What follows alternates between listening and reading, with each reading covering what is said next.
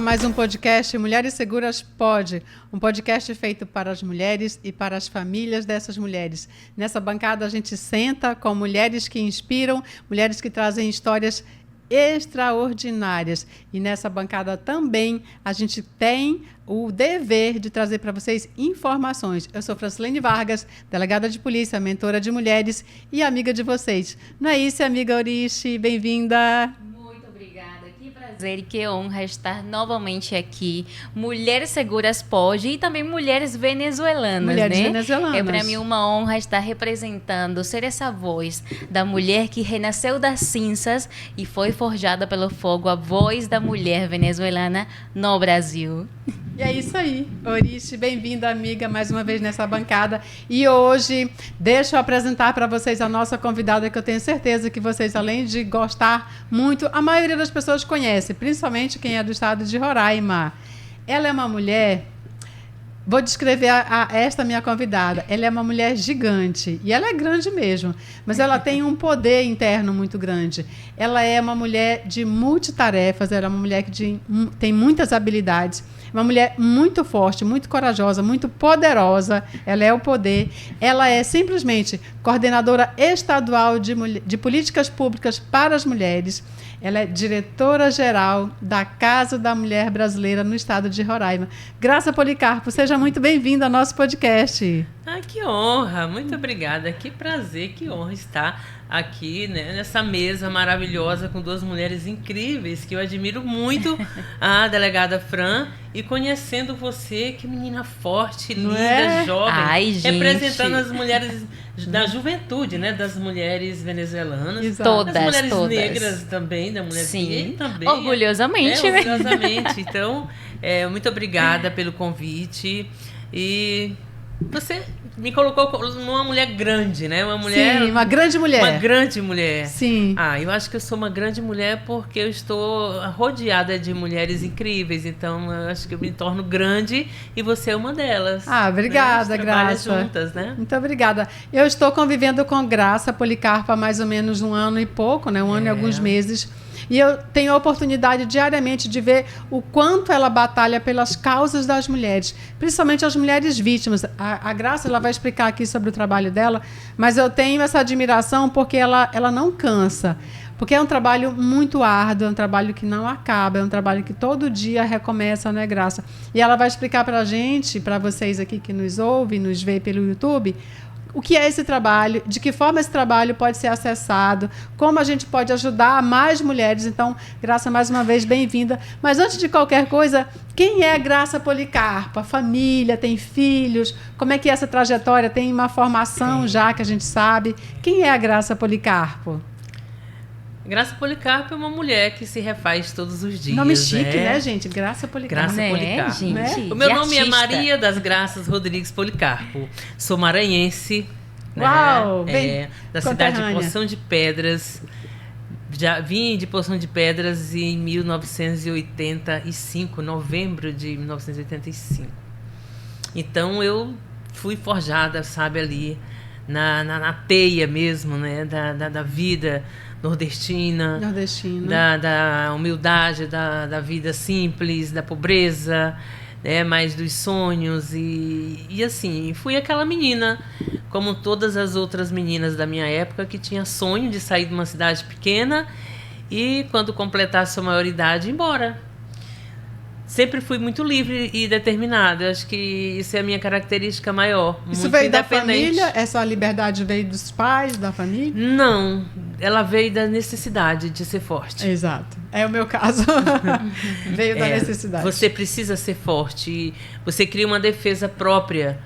E Exato. Você não tem medo de nada. Você não precisa estar em volta de outras pessoas para você se sentir forte. Sim. Muitas vezes a gente precisa da coragem de ir em frente, de seguir com todos os desafios, né, que a vida possa trazer para você, como eu tive lá atrás, família, mãe, tendo pai, mas o pai muito ausente, vivendo em outros estados, a mãe sozinha, analfabeta, sem ter uma profissão, sem ter uma renda. E você começa a olhar, viver muito em volta, em volta daquela situação. E você diz, eu não quero isso para mim. Sim. Eu não quero viver assim. Isso veio então de mim e isso eu continuo nessa batalha até hoje. Eu falo que sou uma mulher, uma menina mulher. Aquela menina lá atrás, eu continuo sendo ela. Porque os desafios, às vezes, eles mudam, né? Uhum. Muda a dinâmica, mas a luta e o emocional, muitas vezes, ele é o mesmo, né? Você só encontra caminhos diferentes porque você está em ciclo diferente. Exato. E por que Roraima, Graça? De onde veio? Roraima, ele veio, mais uma vez, pela necessidade da família. A família já tinha vindo? Eu lembro que meu sonho era completar 18 anos. Eu fui babá, fui doméstica, né? E assim, eu precisava sair daquele lugar. Porque você vai embora para onde? De menor, né? E uma família simples. E eu disse, não, eu tenho que ir para algum lugar. E eu queria São Paulo. Então, São Paulo sempre foi o sonho das meninas da minha época. Exatamente. Na época, pelas possibilidades, né, de trabalho. E assim, era de você sair daquilo.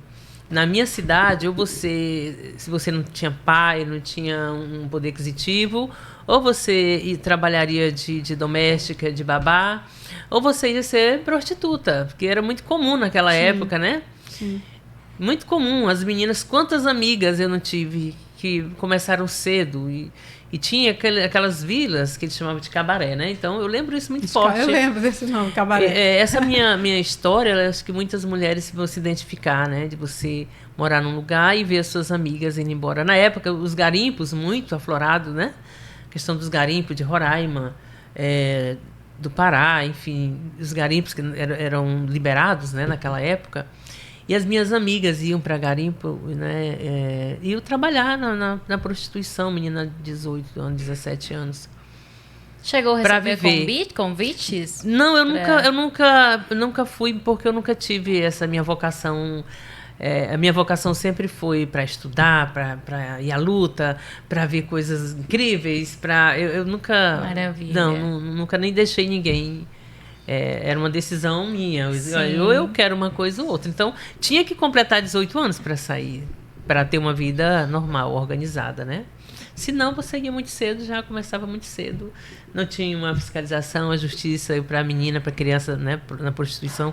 Muitas de minhas amigas estavam na prostituição muito cedo, 17 anos, 18. Isso aí era... E você veio sozinha para cá? Não, eu fiz 18 anos, eu ia para São Paulo. Eu lembro que o nordestino sonhava em ir para São Paulo, né, Graça? Chegou no mês, e eu digo, pronto, mês que vem é o mês que eu vou para São Paulo.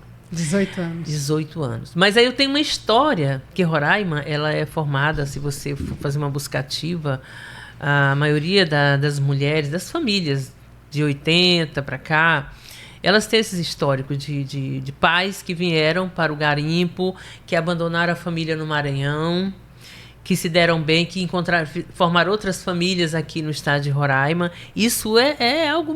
Você sair não vai demorar. Assim, você vai encontrar muitas histórias assim. E a minha história começou por aí também. Então, meu pai foi no Maranhão.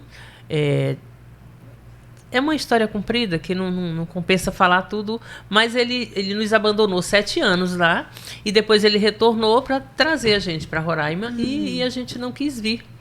Eu já era de maior, não tinha... Meu pai de criação, claro. Mas era meu pai porque me criou desde 2 anos de idade. Mas eu tenho 2 irmãos, uma menina e um menino, que na época eram de menores, e ele pediu para minha mãe para trazer. Então, já que minha mãe não queria vir, que ele queria dar uma vida melhor para meus irmãos, né? Na época, ele tinha um poder aquisitivo bom, tinha bastante dinheiro, garimpeiro, então ele estava muito bem aqui. Então, ele trouxe os filhos. Só que estava com 5 anos essa história. Quando eu resolvi ir embora para São Paulo, estava com 5 anos que ele tinha trazido os filhos para Roraima, meus irmãos. E ele abandonou esses meus irmãos aqui.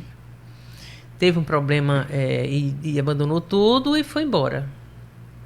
E deixou com a ex-mulher, com a família que ele tinha aqui. E foi quando minha mãe chorava dia e noite. mesmo. A minha irmã tinha 17 anos e meu irmão tinha, se eu não me engano, 14, 15 por aí. Não estou lembrada muito bem na época. E foi quando eu não suportava ver minha mãe naquele sofrimento. E daí só tinha 2 filhos, eu e meu irmão mais velho, que era homem, que também não parava. De como é que eu vou embora para São Paulo e deixar minha mãe com essa situação? Então, o dinheiro que eu tinha para ir para São Paulo, eu resolvi ir para Roraima para buscar meus irmãos. Olha e só. Deixar meus irmãos em casa e depois eu ia para São Paulo. Dava outro jeito e iria para São Paulo. Mas as coisas não são como a gente, né, planeja, né? Chegando aqui, minha irmã não quis ir embora. Já estava independente, já tinha uma outra situação que eu não sabia, né? Então, não quis, eu não pude forçar, né? Porém, meu irmão, eu tive que mandar ele. Aí eu fui do governo, na época era o governo do Getúlio Cruz, lembro muito bem. Eu não tinha condição de comprar uma passagem de avião para o meu irmão e outra para mim, se eu só tinha o dinheiro para vir, né? Comprar uma passagem. E tinha uma família aqui que era compadre do meu pai e que eu vim para casa dessa família, que minha irmã e meu irmão estavam com eles também. Então, foi quando eu digo, não, eles me aconselharam, vai lá no governo, ver se você consegue, né? No palácio, se de repente ele dá a passagem, né, para vocês. E eu fui. Conversei com Getúlio Cruz, mas pedi só para o meu irmão, não pedi para mim, porque ia uma família dessa comadre do meu pai para o Maranhão e eu mandei. Digo, não, eu vou ficar por aqui para me trabalhar e daqui eu vou para São Paulo. Se eu for para o Maranhão, vou fazer o que lá, né?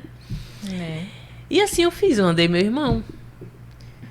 Mas essa história foi para outros rumos. Eu cheguei no dia 31 de novembro de 1985 e conheci o pai dos meus filhos em dezembro do mesmo ano.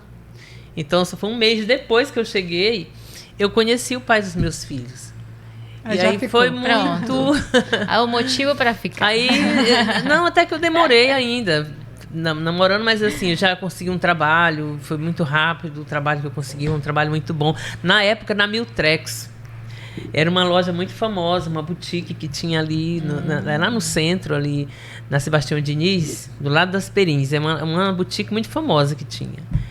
E eu cheguei a procurar um trabalho e me mandaram no Cine. Até o meu professor de português, vai no Cine que lá você consegue um trabalho. E chegando lá, tinha essa vaga nesse trabalho, que não tinha ninguém, nenhuma funcionária, e a dona precisava de alguém muito urgente, porque ela é funcionária da Receita Federal e ela precisava de alguém para trabalhar lá na loja. E eu chegando lá, não, você vai ficar aqui, já fica. Ela achou muito bom, porque eu sou muito de gostar de pessoas que estão começando, e ela é muito assim, então ela não me cobrou nada, experiência, nada, só por atividade, né? E assim, e deu muito certo. E fiquei, né? Ela disse, não, você vai morar comigo, você está morando na casa de outras pessoas, então já vou te levar para morar na minha casa comigo e você trabalhar na loja. E, assim, foi muito doido aquilo. Legal, muito e até Dona Ellen, né? tá? Dona Ellen, ela mora aqui? Ela é advogada, aquela é esposa do Gil, dos Postos Gil, que tinha, não sei se vocês conhecem. Se ela estiver ouvindo essa história, ela sabe que é real. E daí fiquei com ela, acho que mais de 2 anos. Foi quando eu engravidei também. Não deu para ficar na loja porque eu tinha que cuidar do meu filho. Foi muito legal. Então, eu tenho uma história muito bonita, né? E fui ficando. Tive 2 filhos nesse período. Mas ainda a intenção de ir embora de Roraima? Não, acabou já... porque eu já tinha meus filhos, né? E eu gostei muito de Roraima. Roraima e naquela época era maravilhoso, gente. Aqui, naquela época que eu cheguei, só tinha vida da Mariome de Melo para cá, né? Para a avenida, né? Para o centro. Mariome de Melo para lá não tinha. Ainda era naquele tempo de garimpo muito forte. A família do meu esposo, eles moravam só com o pai e com a mãe. Eu sou paranaense. Olha, onde eu fui maranhense com paranaense, né? Muito forte. Eu maranhense com gaúcha, ele, não sei, eles gostam muito, né? Assim, dessa mistura.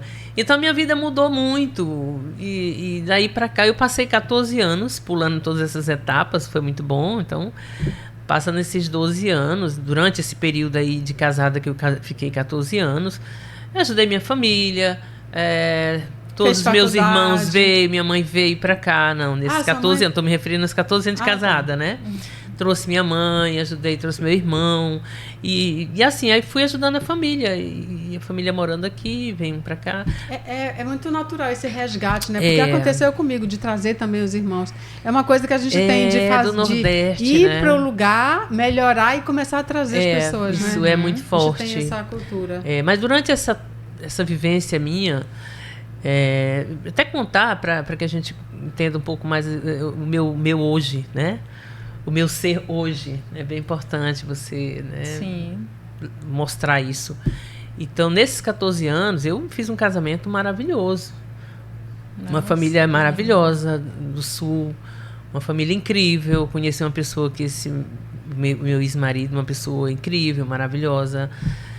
Porém, naquela época, era a época muito forte que começou as drogas, pessoas usuários, usar maconha, aquele negócio muito... Eu não era o meu mundo isso, porque eu não vivia isso. Então, eu nunca iria saber nada disso. Então, era muito comum usarem maconha, né? Os amigos, aquela turma que eles trabalhavam. Né? E aí, eu não sabia, vim descobrir que um ano depois que isso aí para mim era o fim. Uma que eu não criei, né? Eu não vivenciei isso, não foi nada, né? Eu sabia que existia, mas existia como algo muito terrível. Eu via uma coisa assim, muito longe. Até porque nossos pais amedrontavam muita gente. Olha, o maconheiro vai te pegar. Eu nem era isso. A minha mãe também não sabia o que era. É porque eu sempre vivi uma vida acima da minha idade. Eu sempre fui muito adulta, eu tive que ser muito adulta, muito cedo. Sim. Você era mais velha? Não, mas assim, eu sempre gostei de amizades com pessoas mais velhas do que eu, namorar com pessoas mais velhas. Então eu sempre me amadureci muito, muito cedo. E por isso eu sabia de muitas coisas. Sabia no sentido de saber que existia droga, que tudo, mas que aquilo era terrível, era algo muito ruim. Sim. Então, mas eu nunca nem cheguei... Eu cheguei a ver uma vez, né? Uma vez...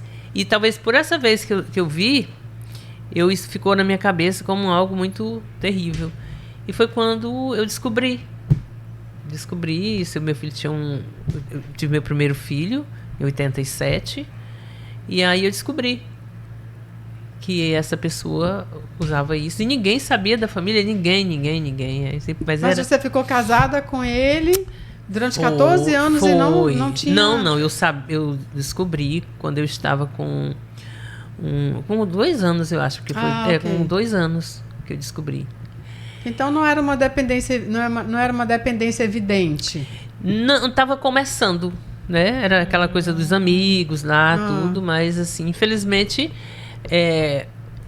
aquilo foi aumentando, né? Sim, a questão da mentira...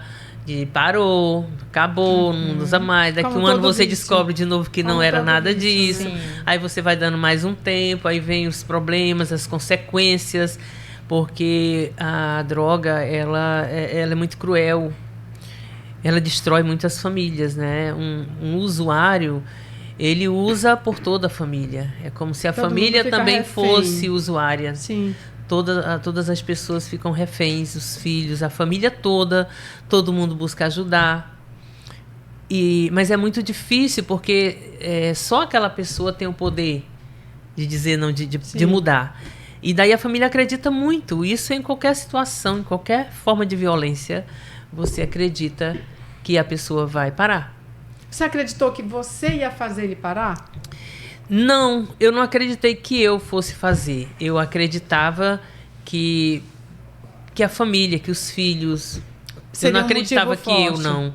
Sim, a família. E também pelo histórico que a pessoa tem, né, de família. Então, eu acreditava mais no histórico da família dele, porque ninguém jamais, nunca, nenhum familiar. Mas as consequências desse uso da droga dele, isso trouxe consequências para você como esposa? Sim, psicológica, tipo, né? A agressividade, a tirar violência, dinheiro de casa. Totalmente. O dinheiro é a primeira coisa que some. A pessoa trabalha, apesar de que cada um tem suas características. Ele sempre foi muito trabalhador. Muito trabalhador. Honesto de verdade. Um cara de honestidade e muito trabalhador, muito amoroso, um carinho, sim, uma pessoa super. A gente fala que não tem...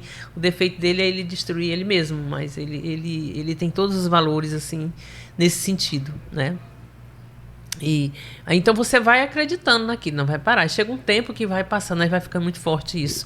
Aí vem a questão, né, da violência psicológica, da violência patrimonial, que a pessoa trabalha o dia todo, mas ele não mantém. Então você começa a depender de família. Ele passou a tirar dinheiro da família para consumir? Não. É do trabalho dele, o salário dele. Não, entendeu? eu falo assim, mas um dinheiro que era para ser para benefício da família, ele acabava usando. Mas todos eles fazem. Todos eles fazem. E aí faltava para algumas coisas. Sim, isso é algo muito, muito relativo que eu não quero entrar em detalhe, entendeu?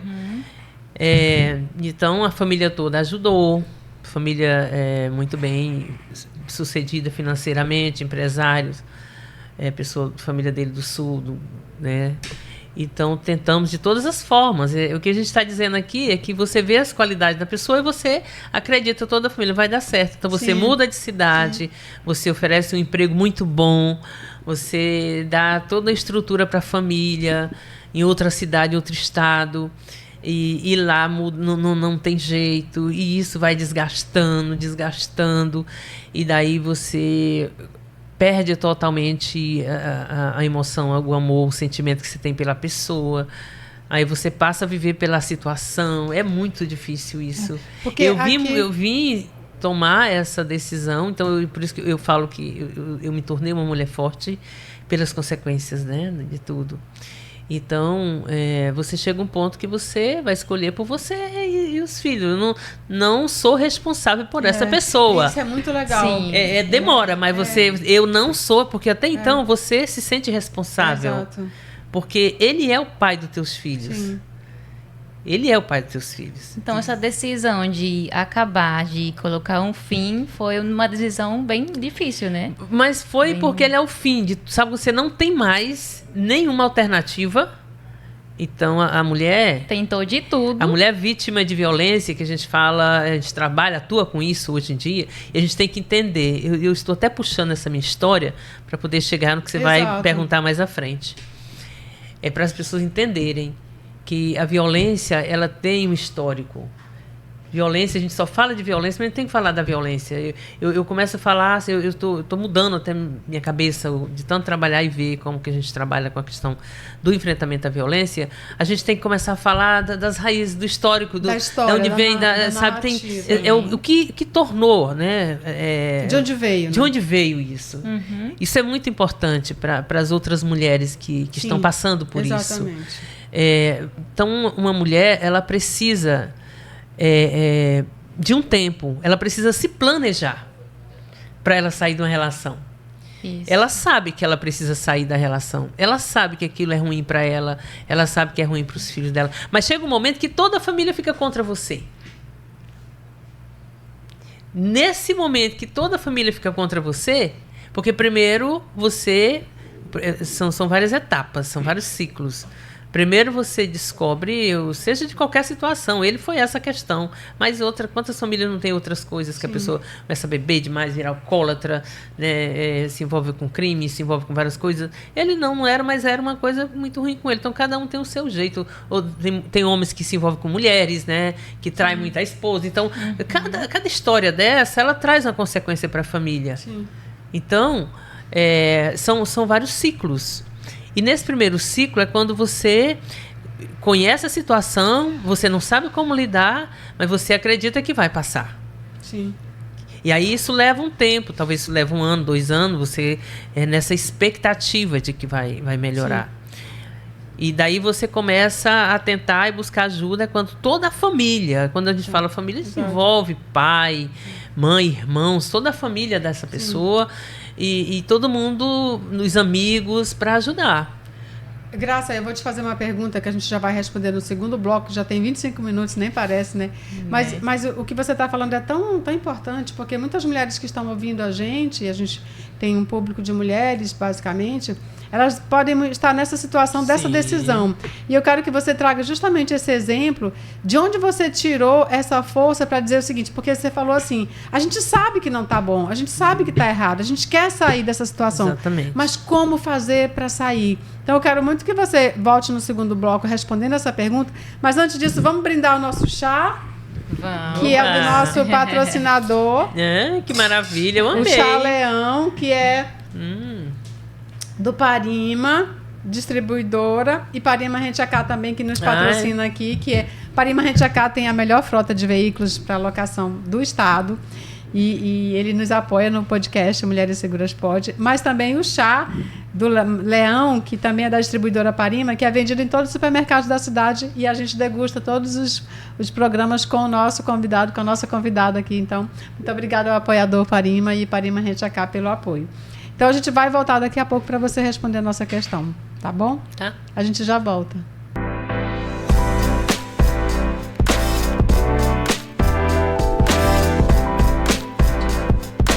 Retornamos no nosso segundo episódio, nossa segunda... Gente, parte. Agora... Nossa segunda parte, Nossa né? segunda parte, eu estava falando episódio, né? Nossa segunda parte, obrigada, Oriche. Adore. Nossa segunda parte, porque eu quero muito que a Graça traga essa vivência dela para essa resposta. Como foi, Graça, essa decisão de dizer, a partir daqui basta, eu quero uma outra forma de vida? É quando você entende que não tem mais alternativas, que você já fez todas as tentativas possíveis por ele, por você, pelos filhos, e quando isso não chega uma resposta, é quando você olha para trás e vê os anos que você viveu, você não vê perspectiva, e você olha para os seus filhos, eles são tudo que você tem. Se eles são tudo que você tem, então já está na hora deles te ajudarem também. Você passa a contar com teus filhos. Porque só eles vão te entender. Você esperou eles crescerem mais? Lembra que eu falei anteriormente Sim. que você precisa se planejar. Uma mulher precisa se planejar para separar. Legal. A minha resposta maior seria para outras mulheres. Você precisa, não adianta, às vezes as pessoas julgam as mulheres querendo que ela tome uma decisão para a vida dela. Não, ela sabe que ela não pode, porque principalmente quando ela tem filhos, que a minha situação na época, o que pesava era não que meus filhos fossem ocupados, né, de ficar nessa história, não. É porque eu pensava também na qualidade de vida deles, né, educação, de tudo que eles tinham, que eu fazia de tudo para manter aquilo bem, né? Para que não atingisse tanto eles. Sim. Então, quando o mais velho fez 13 anos, eu disse, não, agora acho que está na hora. Mas você não faz isso sozinho, porque eu me planejei lá atrás, fiz amizades, busquei trabalhar. Foi quando eu consegui... Meu primeiro emprego, depois de tudo isso, foi na diocese. Né? Porque eu passei a trabalhar na igreja, na comunidade. Eu já estava coordenadora de base da igreja Nossa Senhora de Nazaré, lá do Jardim Caranã. E fiquei 3 anos nessa igreja. E ali você vai conhecendo pessoas, você vai abrindo um leque. Isso é importante. A mulher ela tem que sair daquele ambiente, daquela caixinha que ela está ali dentro da casa dela, junto à família, que ela não trabalha fora. Exato. E a maioria das mulheres não trabalham fora, Sim. que tem filhos pequenos, que tem essas situações. Elas não trabalham fora. Então, você começa a conhecer outras pessoas. E busquei meu primeiro trabalho, depois de tudo isso, foi na diocese como secretária da secretaria da igreja, né? E lá do Caranã. Depois eu já passei a ser coordenadora de uma outra igreja de base. Passei 3 anos cuidando da comunidade. Igrejinha de madeira, pequenininha, sabe? Com aquelas pessoas humildes, muita pobreza. E foi quando eu comecei a conhecer as pessoas e ajudar. Ajudava muitas pessoas. Fazia campanha de cesta básica, de tudo. Mas teve um salto aí, Graça. Hoje você é conhecida no Brasil inteiro. Como é que foi esse salto? Vamos pro salto. É o que eu estou contando, o salto. Sim. O salto, ele vem daí. Só queria fazer uma pergunta que, durante esse planejamento, eu sei que muitas mulheres passam por isso. Vou me planejar para separar, vou me organizar. Mas durante esse planejamento, teve esse momento de eu vou mudar, agora sim vai dar certo, fica, pensou nesse tempo, pensou em ficar, em desistir, de parar com o relacionamento? Com certeza, mas você já decide isso há muito tempo, porque você lembra do ciclo? O ciclo que você acredita que a pessoa vai mudar, porque ela é uma pessoa boa, porque a família é gente boa, porque tem todo ali, né, uma situação para mudar. Isso leva uns 2, 3 anos, você pensando isso, 4 anos. Depois você passa a viver porque você ainda gosta. Você já não acredita mais na mudança, mas você acredita porque você ainda gosta. Uhum. E quando passa mais alguns anos, você vê que acabou tudo que você não consegue mais nem que essa pessoa lhe toque. Nada, você não consegue, mas você continua ali. É quando existem as questões de relacionamento, que para você acabou, mas para a pessoa não. Sim. Que a pessoa fica muito dependente de você, totalmente dependente de você. Você passa a sofrer várias formas de violência. É quando você não suporta mais aquele peso. A chantagem, que eu te amo, que tu é tudo pra mim, que sem você eu vou morrer. Meus filhos. Então, filhos. Coloca o peso em você. Isso passa a jogar em cima de você. Quando você começa a se levantar com esse peso muito grande em cima de você, é quando você diz eu posso, quando alguém te mostra uma possibilidade. Quando uma janela começa a abrir para você. Você começa, sabe quando alguém te joga num buraco, que você está dentro de um buraco e você começa a dizer, não, eu consigo. Você faz um esforço tremendo para isso. E isso me emociona muito quando eu penso nessa força que eu tinha que ter. Foi quando eu comecei a trabalhar com as outras pessoas e ninguém sabia, pessoas que tinham problemas tão grandes e que eu estava ali ajudando elas nem sabiam que eu passava por isso. E isso era muito forte. Então, quando você dá esse salto, e esse salto ele vem da renda, ele vem do poder da renda. Muito importante. O poder da renda é que dá força para você sair, porque você se planeja primeiro para que seus filhos não fiquem só, não tenha nenhum problema, foi isso que aconteceu. Sim. E aí você passa, não, eu preciso da renda, porque se essa pessoa, já separei, porque essa pessoa, ela não tem responsabilidade com ela, como é que ela vai ter com meus filhos? Eu vou separar, contar com a e eu falo isso muito sinceramente, contar com a pensão? Sim. Não vou contar com isso. Porque vai ser... Até porque às vezes nem é garantizado, né? Entende? As mulheres têm que fazer assim, têm que correr atrás. Eu oriento que tem que correr, mas nesses casos é complicado. Então, às vezes passa até um tempão ele não cuida nem da vida dele. Não pode ser a única fonte dela, a pensão. Então aquilo não ia ser o suficiente. E aí isso foi incrível, porque eu comecei a trabalhar. Pessoas começaram a me conhecer pelo trabalho incrível que eu fazia, que as pessoas diziam que era um trabalho muito, muito incrível na igreja, ajudava muitas pessoas, porque para mim evangelização é você ser útil para as pessoas, né? Não é só a oração, não é muitas coisas. Aí eu fui presidente da coordenadora ali do batismo, dava curso para batismo, coordenadora da igreja mesmo, era a pessoa que estava ali, era catequista, formei a equipe toda da igreja, só entrou eu com a pasta na mão que a mulher me deu à igreja, e aí a gente montou uma coordenação, várias coordenações, era muito legal.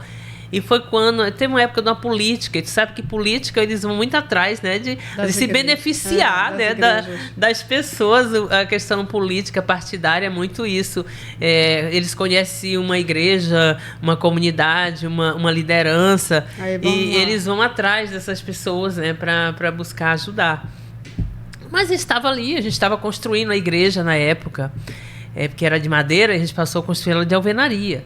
Então, algumas pessoas ajudaram a gente, estava ali, tá? E foi quando eu entrei a história de mudar para o poder público, né? Serviço público. Entrei em 99, né? Para o governo.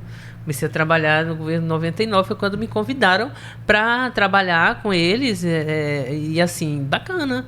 Para um projeto, implementar um projeto aqui em Boa Vista, aqui em Roraima, mas na cidade de Boa Vista, um projeto que tinha dado um projeto de sucesso lá de Teresina, no Piauí, foi até o Salomão Cruz. Então, foi quando eu fui chamada para ir trabalhar, né? Eles me conheceram na época era a casa da campanha. Não, casa não, era... Não, isso é 89, a casa é agora. Ainda, não, é verdade. Isso. Então, isso foi bem recente, a casa é recente, né? Foi quando eu fui trabalhar no governo. Então, eu passei 16 anos trabalhando na Secretaria de Agricultura do Estado, na seção do bem-estar social. E aí trabalhava com associativismo, cooperativismo, com mulheres, com renda, com associações, mulheres indígenas, e juventude. Então eu tenho todo um histórico de trabalho. E foi quando trabalhava muito com as mulheres, projetos, montar associações, trabalhar com feiras, agropecuária com as mulheres, enfim, agricultura familiar. Então, eu fui muito... E daí eu saí em 2015, no governo da Sueli, foi quando eu saí. Depois eu retornei para um projeto do NEDET, junto com a Universidade Federal e o CNPq, para trabalhar num projeto para coordenar mulheres e juventudes e populações tradicionais. Era um projeto muito bonito. E eu fiquei trabalhando no sul do estado, trabalhava com as mulheres. Então, assim, e veio toda essa minha expertise de trabalhar com pessoas, vem daí. Aí meus filhos lá atrás, graças a Deus, os 2 homens foram para o quartel, né? Já servi, né, o exército. E os 2 foram chamados, ficaram lá os 7 anos trabalhando, os 2 como cabo. Né? Foi bem legal. Minha filha estudou, fez... um curso muito bacana de comunicação. Hoje ele é especialista em marketing. E a gente lutou muito. Mas isso tem que ser programado. Não isso te trouxe... Hoje, isso te trouxe a ser essa mulher de referência de proteção às mulheres? Essa história? Ela vem porque está em mim. Eu sempre fui desde menina mesmo na minha vida. Como eu falei para vocês, sempre gostei de ser útil, estar junto com outras pessoas mais velhas, de conhecer situações. E assim, e não é só mulher. Eu sou muito sensível a qualquer maus tratos, a qualquer situação, com qualquer pessoa que seja, sabe? Isso é muito de mim. É uma questão muito humana. Mas quando eu vim trabalhar especificamente, porque eu trabalho hoje com as mulheres, não só com a questão da violência. Eu trabalho as políticas para as mulheres, sim, ela atua em todos os campos, né? Desde o campo da autonomia econômica, da política, do enfrentamento à violência, da saúde, da educação. A gente trabalha com todas as mulheres, né? Do campo, da floresta, das águas.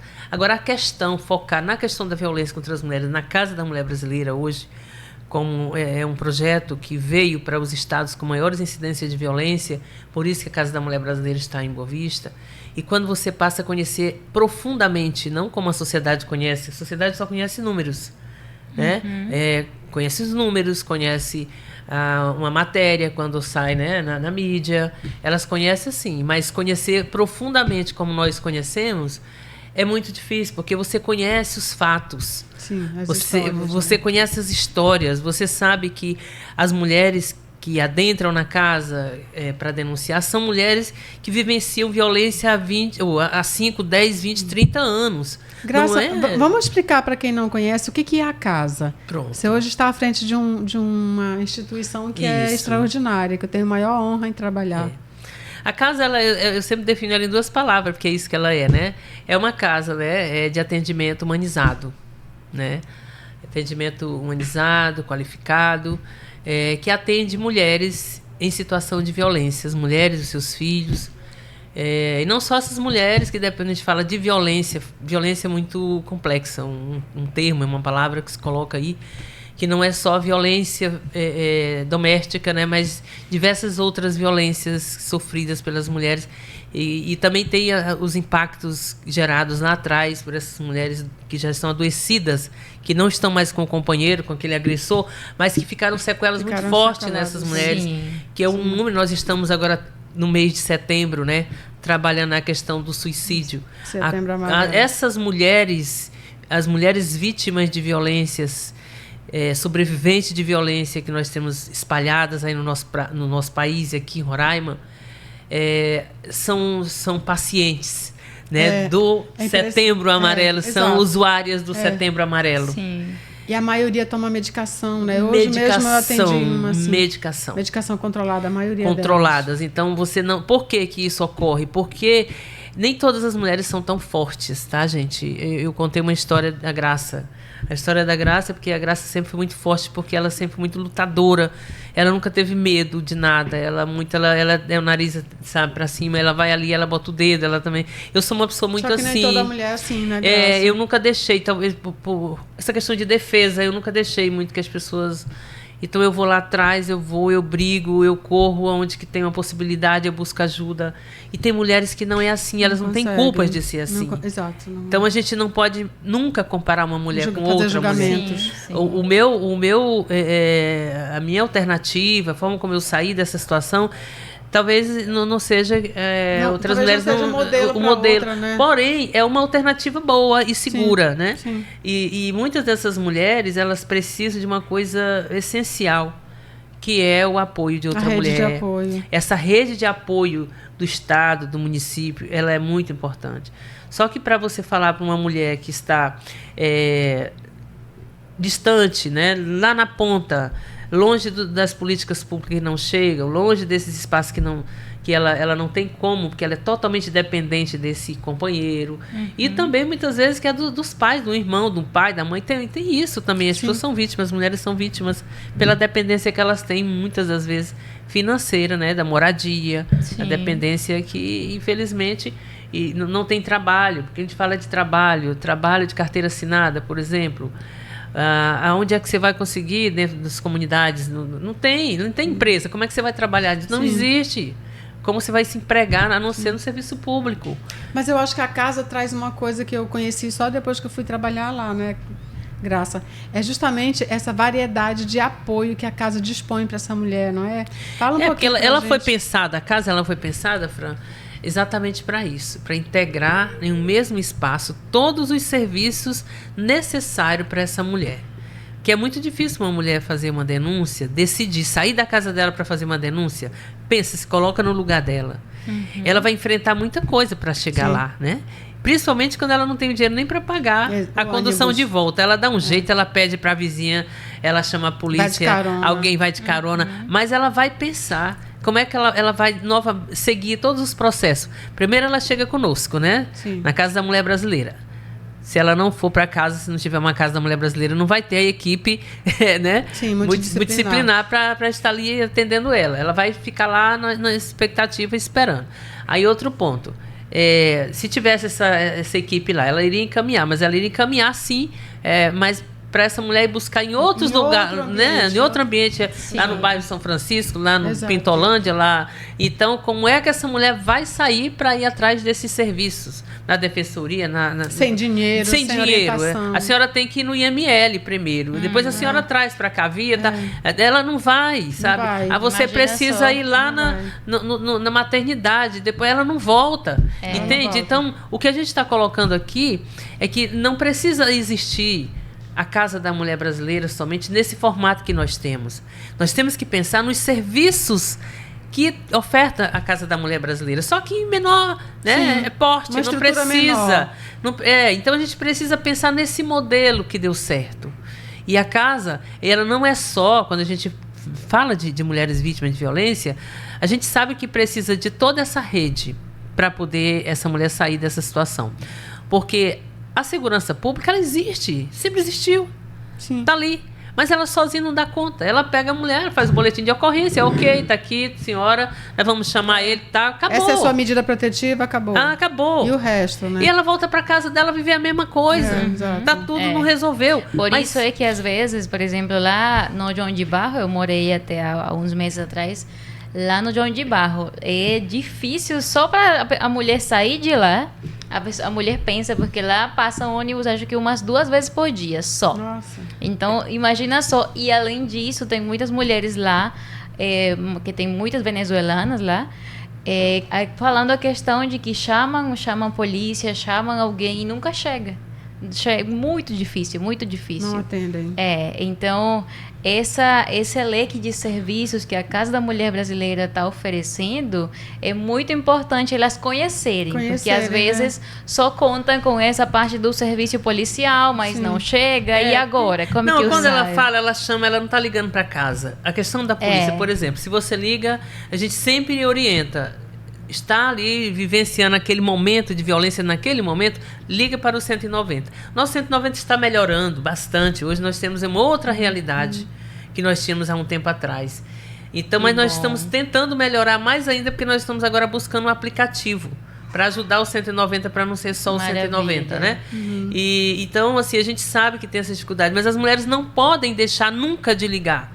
Se liga uma vez, liga duas, não deu, liga para nós. Não, tá difícil. Não é que eles não estão atendendo, porque hoje tem um plantão, nós temos o plantão 24 horas lá do 190, ele funciona com todos os... como é que se diz? O sistema de segurança. Todo o sistema de segurança. Isso, tem todo mundo lá dentro. Eu fui lá visitar para saber como é que funciona. E as pessoas não sabem, né? Não tem ideia. Mas o Estado, assim, Boa Vista, capital, tem câmera em cada esquina. Exato, aqui é muito bem vigiado. Em cada esquina. Você precisa conhecer, sabe? Sistema de vigilância do 190. Então, a gente sabe que tem as coisas ruins, mas tem as coisas boas também. Sim. Então, as mulheres precisam conhecer isso. Elas precisam conhecer. Não se liga, não atendeu, liga novamente. Se não estiver atendendo, liga para nós. O meu número hoje, o meu celular, ele está no Google. Isso é um absurdo, mas é. Eu fiz questão, enquanto eu estiver, por quê? Porque é muito rápido, a gente salva muita vida.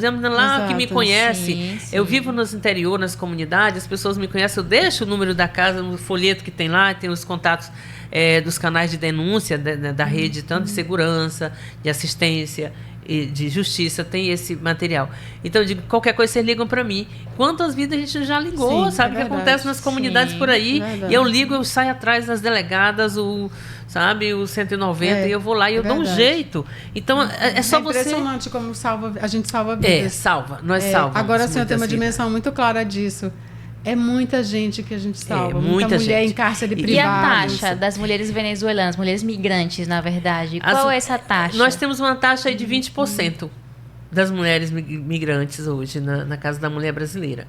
Tem meses, demora, assim, às vezes, mas é essa taxa de 20%. Porque as mulheres venezuelanas, nós temos um índice muito grande de mulheres no Estado, não de violência. Eu estou falando que é uma realidade nossa, né, brasileiras e mulheres estrangeiras. É muito fácil, mas a questão da violência, ela é muito presente. E aí uma coisa interessante, que o nosso olhar de 7 anos na Casa da Mulher Brasileira, é que o brasileiro, ele pratica mais a violência psicológica. Claro que tem o feminicídio, tem as violências, tem as tentativas, tem tudo. A gente está falando aqui no percentual. Então, já o venezuelano, ele bota para matar. E a violência física é uma mais coisa... agressivo. Mais agressivo. É uma coisa absurda isso, né? Isso é verdade. Os casos das mulheres vítimas de violência, mulheres venezuelanas, é pancada. Eles não escalam, né? Eles vão direto para agressão. Pra agressão. O brasileiro, ele escala na psicológica, ele escala. Na social, na financeira. Ele começa assim, mas o venezuelano não. Então, ele primeiro começa a agredir. Físico, e tem uma outra característica que é bem interessante. A gente vai falar bastante das mulheres venezuelanas, que eu até gosto, que a gente observa bastante. É a questão da família. Elas vêm com esse companheiro da Venezuela. E quando elas chegam aqui, esse companheiro larga dessa mulher, já a primeira coisa é procurar, já provocar violência com elas, já abandonam elas e já arranja outra mulher, uma mulher brasileira, e ela fica com os filhos, ela arranja logo um outro que ela precisa naquele momento, ela entende que se ela encontrar outro parceiro, vai ajudar ela. Agora, essa parte dos filhos das venezuelanas e a pensão, porque assim, eu conheço muitos casos já de casais venezuelanos que separaram aqui, mas eles não dão assim nenhum pinho para pensão para filhos. Só se não passaram lá na Casa da Mulher Brasileira. Mas elas têm o mesmo direito. Mesmo direito. As mulheres, a Lei Maria da Penha, ela é a Lei Maria da Penha. Para a mulher. Para as mulheres vítimas de violência doméstica e familiar. Qualquer mulher, ela tem o direito de acesso. Tudo que está lá na Lei Maria da Penha, nesse dispositivo, as mulheres estrangeiras, qualquer mulher tem o mesmo direito. Para qualquer mulher. Porque lá na Casa da Mulher Brasileira, a gente tem Defensoria Pública, Promotoria de Justiça, Assistência Social, tem as oficinas, né, de habilidades, né? Porque tá assim, funcionando ainda? não é assim. A questão, a casa, nós temos as mulheres que passam rotativamente ali. A gente não perde nenhuma mulher. Todas as mulheres que há dentro da Casa da Mulher Brasileira, a gente tem a dar continuidade ao serviço. Por exemplo, nós temos uma faixa aí de 30% das mulheres não tem renda nenhuma.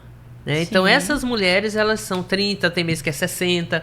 Então, essas mulheres, elas vão para o setor de autonomia econômica. Lá nesse setor de autonomia econômica, elas são inscritas lá no cadastro.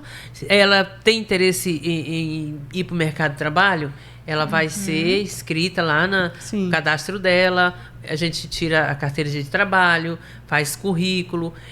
A gente tem um trabalho que toda quarta-feira o Cine vem para dentro do setor de autonomia econômica, e a gente, durante a semana, aquelas mulheres que têm interesse de seguir para a empregabilidade, nessa quarta-feira a gente vem as empresas com o Cine. E as mulheres que fizeram o cadastro naquela semana.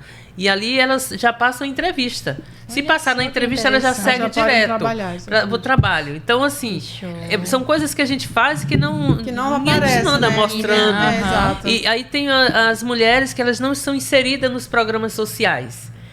No bolso. Então, ela tem direito. A mulher vítima de violência, ela tem direito de ser inserida na cesta da família, nesses programas sociais, tanto do governo federal, como municipal, estadual, em qualquer programa, no colo de mãe, em qualquer programa. Sim. Ela tem direito a muitas coisas que ela não tem nem ideia de que ela tem direito. Se essa mulher corre risco de morte, está em situação de rua, a gente abriga essa mulher ali por um período, até que ela passe por todos os serviços da casa, que fique tudo certo. Se ela tem medida protetiva, porém esse agressor, ele é perigoso, mesmo com a medida protetiva.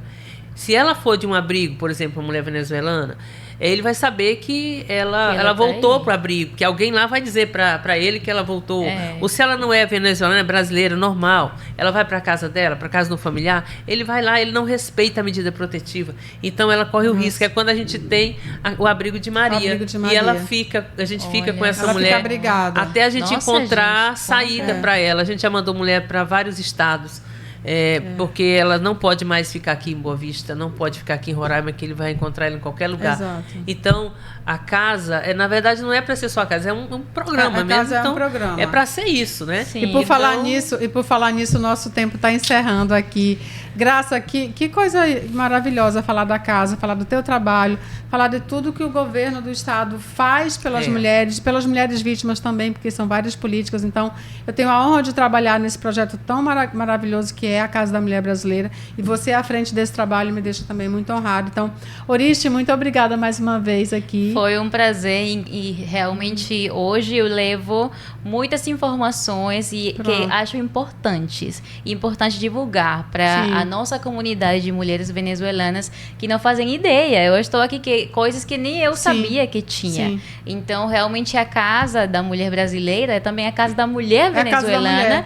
E vocês devem conhecer. Se tiver com alguma dúvida, tem redes sociais, tem contato. E podem ir até lá, porque aí pode ser essa porta que talvez ela esteja esperando. A gente vai deixar o endereço tem Instagram da casa? Eu queria falar, é bem interessante a gente deixar esse endereço da casa, porque a casa funciona 24 horas, tá? Sim. 24 horas, noite, sábado, domingo e feriados. Você pode ir lá, o plantão está lá funcionando, qualquer hora a equipe está lá montada, esperando. A casa nunca fecha em nenhum momento. Exatamente. Então funciona, ela está situada na rua Iraricuera, número 919, no bairro São Vicente. Tá? Então, chegue lá, de qualquer jeito que você chegar. Só tem o dinheiro da ida, vai lá, não se preocupe, a gente leva você de volta. Tá bom? Basta chegar a casa. Chegando lá, não tem um documento, a gente resolve com vocês. Eu tenho meu, leva os meninos, leva tudinho. Leva criança, leva tudo. Leva tudo. Se for sem roupa, a gente tem roupa para você vestir. Tem tudo, não se preocupe não. Gente, muito obrigada. E mais uma vez, obrigada a vocês por permanecerem conosco em mais um episódio. A gente volta no próximo episódio. Mulheres Seguras Pode. Fiquem conosco.